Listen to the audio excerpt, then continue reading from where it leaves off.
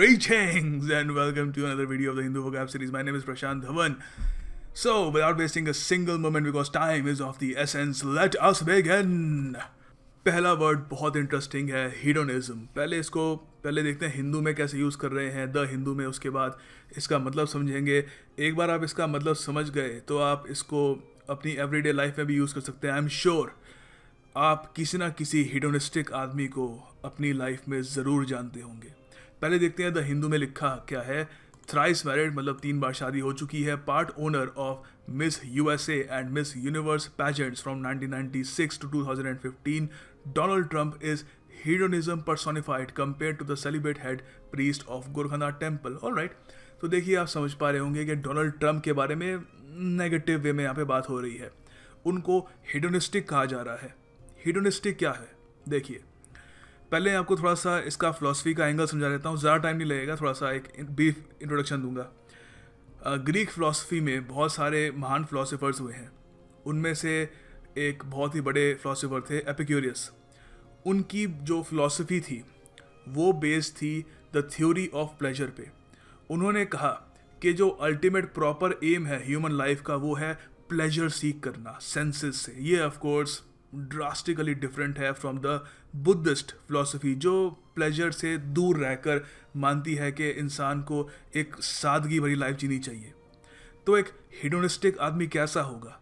Self indulgent, सुखवाद में डूबा हुआ, बस प्लेजर ढूंढ रहा है सेंसेस से कि मैं बढ़िया से बढ़िया कपड़े पहनूं, मैं सुंदर लोगों के साथ घूमूं, मैं जो शैम्पेन पीऊं बहुत ही हाई क्वालिटी की होनी चाहिए. Everything should be about pleasure. So of course now आप मेरे ख्याल से किसी ना किसी हिडोनिस्टिक आदमी को अपनी लाइफ में ज़रूर जानते होंगे. तो यहाँ पे डोनाल्ड जे ट्रंप को कह रहे हैं कि ही इज़ हिडोनिज्म पर्सोनिफाइड. और काफ़ी हद तक मैं एग्री भी करता हूँ. 3 बार शादी कर चुके हैं और उनका जो लाइफस्टाइल है काफ़ी हिडोनिस्टिक है, प्लेजर पे सेंटर्ड है. तो यहाँ पे कुछ सेंटेंसेस है. Hedonism is spreading in our society like wild fire. ये मैंने बनाया. देखिए वाइल्ड फायर मतलब बहुत तेज़ी से फैल रहा है. जब आप कहना चाहते हैं कोई चीज़ बहुत ही तेज़ी से फैल रही है in a negative way of course, तो आप कहेंगे it is spreading like wild fire. जंगली आग की तरह हिडोनिज्म हमारी सोसाइटी में फैल रहा है. उसके अलावा आप ये भी कह सकते हो he is hedonistic to the core. मतलब अंदर तक हेडोनिस्टिक है वो आदमी. He spends all his money on himself even though his old parents need financial help. उसके ओल्ड पेरेंट्स हैं, उनको फाइनेंशियल हेल्प चाहिए, तब भी सारा पैसा वो खुद पर ही खर्चता है. तो वो किस टाइप का आदमी है? He is a very hedonistic individual. आगे देखिए. इस एक्सप्लेनेशन के बाद आपके लिए एक MCQ है जो मैं चाहता हूँ आप कमेंट बॉक्स में ज़रूर अटेम्प्ट करें. उसका आंसर वहाँ पे टाइप करें. आपको एंटोनिम उल्टा बताना है कि हेडोनिज्म का उल्टा क्या होगा, एंटोनिम क्या होगा. आपके सामने ऑप्शंस है self hating, self denying, clever या jocund. Please do attempt it in the comment box below. Hedonism से अगले वर्ड की तरफ आते हैं जो है लोड स्टार. लोड स्टार देखिए हिंदी में इसको कहते हैं ध्रुव तारा. सुना है नाम कभी? आकाश में अलग ही चमक रहा होता है. तो देखिए ध्रुव तारा तो खैर इसका एक मतलब हो गया, मगर इंग्लिश लैंग्वेज में इसको और तरह से भी इस्तेमाल करते हैं. और अगर आपको ये एग्ज़ाम में दे दिया जाए तो शायद कन्फ्यूजन भी हो सकता है. सो यहाँ पर अभी हम सारा कन्फ्यूजन क्लियर कर देंगे ताकि you understand this word properly.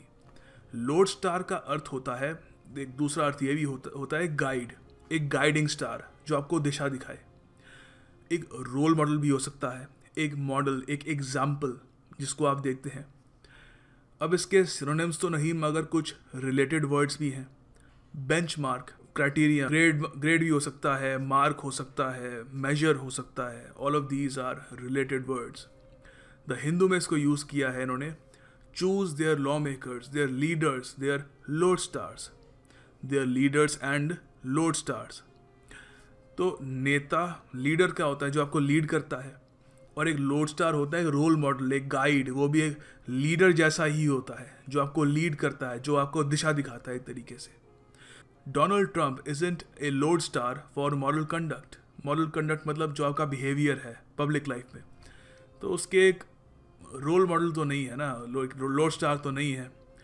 उसके अलावा आप किसी भी स्पिरिचुअल गुरु या कोई बड़े इंसान को अगर आप मानते हैं तो आप यहाँ पे उनका नाम फिल कर सकते हैं, I consider so and so as my spiritual lodestar. ठीक है, so this is a very interesting word, lodestar. देखिए अगला शब्द है फ्रिंज, एडजेक्टिव है फ्रिंज। यहाँ पर देखिए हालांकि मैं पहले बोल दूँ, मैं किसी भी यहाँ पर न्यूज़पेपर में जो व्यूज़ होते हैं उनसे मैं ना एग्री करता हूँ ना डिसएग्री करता हूँ, हमारा मतलब है सिर्फ वर्ड से। तो यहाँ पे लिखा है कि with Yogi Adityanath as UP chief minister the BJP has front staged the hardline fringe. Hardline fringe, तो देखिए फ्रिंज का यहाँ पे अर्थ होता है, बहुत सारे अर्थ होते हैं। देखिए फ्रिंज के, फ्रिंज बेसिकली कोई तकिया हो ना या कोई कपड़ा हो, तो कपड़े के बाहर कोई लूज सा धागा नहीं होता, उसको भी फ्रिंज कहते हैं। तो कोई जीन्स हो, कोई कोई शर्ट है, उसके लूज सा धागा निकला हो, तो उसको भी फ्रिंज कहते हैं। तो उसके अलावा और मीनिंग भी हो सकते हैं, अनकन्वेंशनल हो सकता है, अनऑर्थोडॉक्स हो सकता है, ऑफ बीट, मगर ये भी हो सकता है, रेडिकल भी हो सकता है, एक्सट्रीम भी हो सकता है, बॉर्डर लाइन भी हो सकता है। मतलब मेन स्ट्रीम, जो सिंपल जो नॉर्मल है ना, उससे बड़ा हटके, रेडिकल, एक्सट्रीम। तो यहाँ पे कह रहे हैं कि जो योगी आदित्यनाथ जी हैं उनको चीफ मिनिस्टर बनाकर बीजेपी ने फ्रंट स्टेज कर दिया है। ये जो फ्रिंज एक मतलब होता है ना, बिल्कुल जो हटके अनकन्वेंशनल एक विचारधारा होती है उसको। तो यहाँ पर कुछ सेंटेंसेस हैं और क्लियर हो जाएगा, इसको आप इस वर्ड को यूज़ करना सीख जाएंगे। People considered Donald Trump a fringe element before he became the president of the United states. तो आपको पता है यूनाइटेड स्टेट्स के प्रेजिडेंट बनने से पहले डोनाल्ड ट्रंप को लोग फ्रिंज एलिमेंट कहते थे, कुछ भी बोल देता है, कोई इसको डर नहीं है, कुछ भी बोल देता है, इधर उधर की बातें कर देता है। उससे पहले लोगों को उम्मीद नहीं थी कि ऐसी विचारधारा वाला इंसान यूएस का प्रेसिडेंट बनेगा। उसके अलावा आप ये भी कह सकते हो, one should not criticise an entire religion because of some fringe elements. एक पूरे धर्म को आपको क्रिटिसाइज नहीं करना चाहिए क्योंकि कुछ फ्रिंज एलिमेंट्स, कुछ रेडिकल, कुछ एक्सट्रीम, कुछ हट के कुछ वहाँ पे एलिमेंट्स हैं। उसके अलावा फाइनली आप ये भी कह सकते हो, some big shopping malls are located in the fringe of the area. Fringe मतलब थोड़ा बाहर की तरफ, ठीक है, बॉर्डर लाइन पे। सो ये है फ्रिंज। देखिए अगला शब्द है पर्ज। पर्ज वर्ब है ये। देखिए इसका अर्थ होता है शुद्धिकरण, निकाल देना, मतलब शुद्धिकरण करने के लिए निकालना। इंग्लिश में हम कह सकते हैं रिड करना, क्लियर करना, क्लेंस करना, एम्प्टी कर देना। स्क्वायर भी हो सकता है, वॉइड भी हो सकता है इसका। क्लेंस तो खैर हमने बात कर ली उसकी। क्लियर हो सकता है, प्यूरिफाई, वॉश, ये सब इसके सिनोनिम्स हो सकते हैं। तो यहाँ पर द हिंदू में इतना समझ तो आएगा नहीं वैसे। Successive election victories solidified the party's position in Turkey's politics which allowed him to purge the powerful military of his critics. तो देखिए, तो यहाँ पर उन्होंने भी शुद्धिकरण ही किया। ये पूरा कंटेक्स्ट अलग है, समझाना पड़ेगा पूरा। तो यहाँ पर कुछ सेंटेंसेस हैं। The purge with in the government is being directed from the highest level. अभी आपको शायद आपका कोई अगर दोस्त हो जो गवर्नमेंट जॉब कर रहा है, वो आपको बताएगा कि सेंट्रल गवर्नमेंट में इस वक्त बहुत ही एक पावरफुल पर्ज हो रहा है, क्लेंस कर रहे हैं वो। वहाँ पर बाबुओं को टाइम से आना पड़ता है अब, और उसके अलावा जो काम नहीं कर रहे, जिनका ट्रैक रिकॉर्ड ख़राब है, उनको शायद 55 ईयर से पहले रिटायरमेंट दे दी जाए। उसके अलावा भी अब कंप्यूटराइजेशन हो रही है, बहुत ही तेज़ी से कंप्यूटराइज कर रहे हैं सारे डिपार्टमेंट्स को, फाइल्स गायब कर रहे हैं, एवरीथिंग शुड बी कंप्यूटराइज्ड। तो ये सब क्या है? It is sort of a purge. तो ये पर्ज कहाँ से डायरेक्ट की जा रही है? हाईएस्ट लेवल से। कहा तो यही जा रहा है, कम से कम मैं कोई पॉलिटिकल बात नहीं कर रहा, मगर जो पढ़ने में आ रहा है यही है कि हाईएस्ट लेवल जो है पीएमओ से ये पर्ज डायरेक्ट की जा रही है।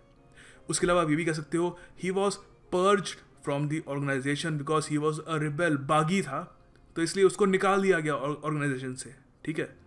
तो इसका उल्टा क्या होगा? एंटोनिम, यू कैन से डर्टिंग, होल्डिंग, पकड़ के रहना, कीपिंग, मेंटेनेंस, मेंटेनेंस। देखिए अगला वर्ड काफ़ी इंटरेस्टिंग है, जैम्बोरी। जैम्बोरी नाउन है, तो हिंदू में बहुत अच्छे तरीके से यूज़ किया है, रियली नाइस। इन्होंने कहा है, what have we reduced International Women's Day to. हमने इंटरनेशनल विमेंस डे को क्या बना के रख लिया है हमने? It's nothing short of a jamboree. Jamboree होती है एक गैदरिंग जहाँ पे एक कन्वेंशन सी होती है, एक लार्ज सेलिब्रेशन सी होती है, खूब सारे लोग आते हैं, कॉन्फ्रेंस करते हैं, बातचीत होती है, ये हाँ हम ये हमें करना चाहिए, ये वो सब होता है और वापस घर चले जाते हैं। तो यहाँ पे कह रहे हैं कि विमेंस डे का महत्व इससे कई गुना ज़्यादा आगे है।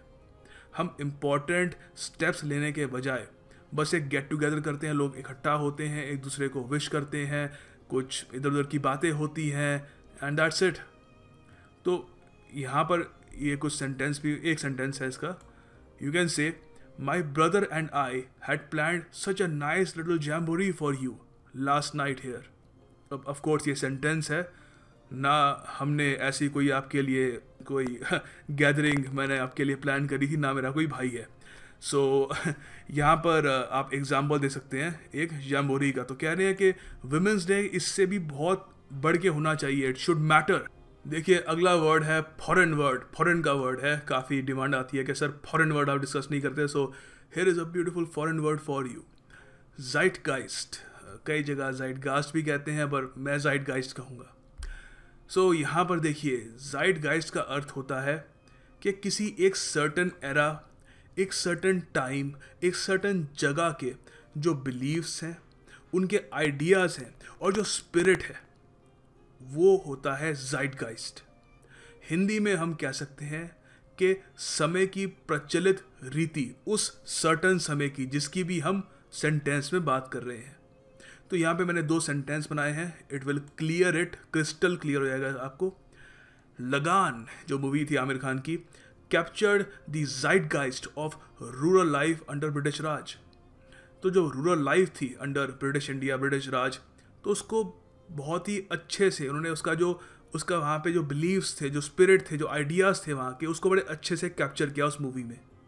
आप ये भी कह सकते हो an era of darkness book है रिसेंटली शशि थरूर साहब की, तो उस बुक में it impeccably captures the zeitgeist of atrocities.